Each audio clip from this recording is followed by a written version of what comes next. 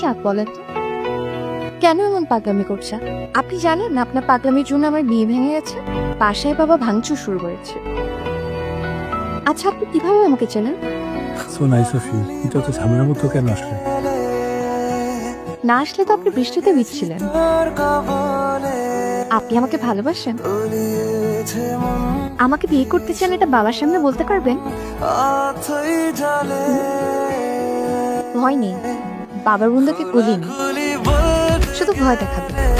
আপনি শুধু সাহস করে সত্যি কথাটা বললেই হবে।